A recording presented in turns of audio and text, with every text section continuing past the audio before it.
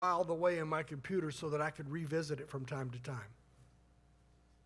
Have you ever had one of those moments that somebody comes, somebody that you trust and know, somebody that you know that really knows how to pray, somebody you know that is a true follower of Christ, that let me tell you something. If you're in my position, or probably many of you too, you will have people that come to you that say they have a word from the Lord. And sometimes they're on the money, and sometimes you kind of follow it away, well, we'll see.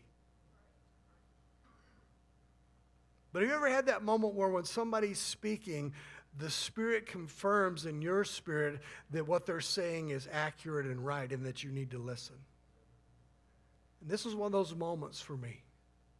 I'd been praying, like I said, been praying for a move of God. And almost 3 years ago, because here we are, September 9th of 2018, so we're talking 3 years in just a couple of weeks. And the question was asked.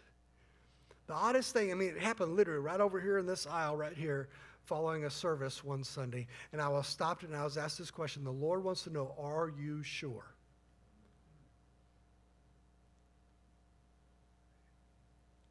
And my first reaction was, duh.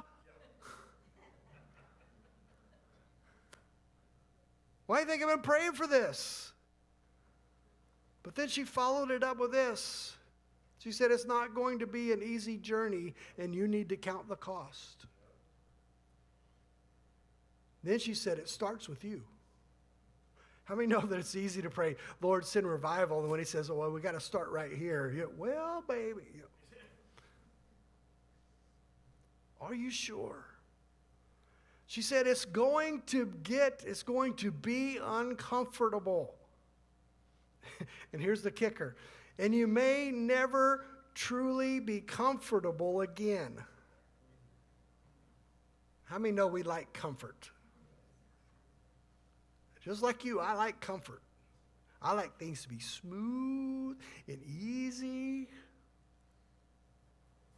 But then she went on to say, but it will be satisfying in ways you cannot imagine.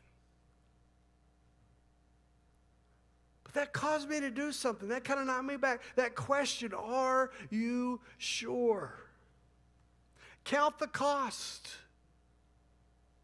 You know what I did? I didn't just say, yeah, I'm sure. I went back and I documented all this. And I sit down. And for several days, I prayed over that every day. Lord, am I sure? Because just like anybody else, I like to be comfortable. I knew what that meant. I knew that meant the potter's wheel. I knew that meant he was going to apply some pressure in some sensitive areas. So I prayed and prayed, Lord, am I sure? You know where I ended up? Lord, I have to be sure. What's the alternative? Your hands off? What's the alternative? Lives aren't changed? What's the alternative? I miss out on something that you desire to do in my life? And I came to the point, it may be uncomfortable. I may not like it. I may have to change some things that I'm very, very comfortable with. You may cause me to let go of some things that I've really become attached to. You may, no telling what this is going to look like, but I came to the conclusion is I have to be sure. There is no other alternative. Might turn to be that you're just hands off.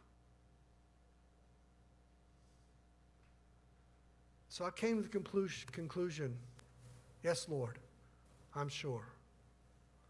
Do what you have to do. See, the decision is the same for all of us on some level. For each and every one of us, there are things we long to be a part of on one level, but he's going to come along and he says, are you sure? I'll answer this. I'm not going to leave you out there. This isn't a prayer that you're going to pray that I'm not going to answer, but the question is, are you ready to spend some time on the potter's wheel? Because we're very good at saying, Lord, I want you to be hands on this circumstance. Oh, don't touch that. If he's going to do a work in our life, it's going to be transformative. There's going to be pressure in areas that we don't like. There are things that are going to have to change that we become pretty attached to, and it's going to be uncomfortable.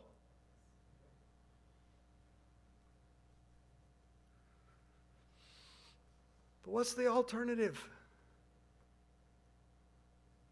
Stay comfortable, but stay as we are, unfinished? See, he longs to mold us. He longs to transform us. We cry out at times, God, something has got to change. Yet we complain when he puts his hands on us and begins to work those things out. See, we need to be moldable in his hands. Next couple of verses, this encounter that Jeremiah has.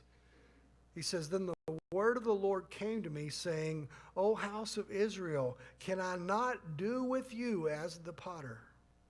Says the Lord. Look, as the clay is in the potter's hand, so are you in my hand, O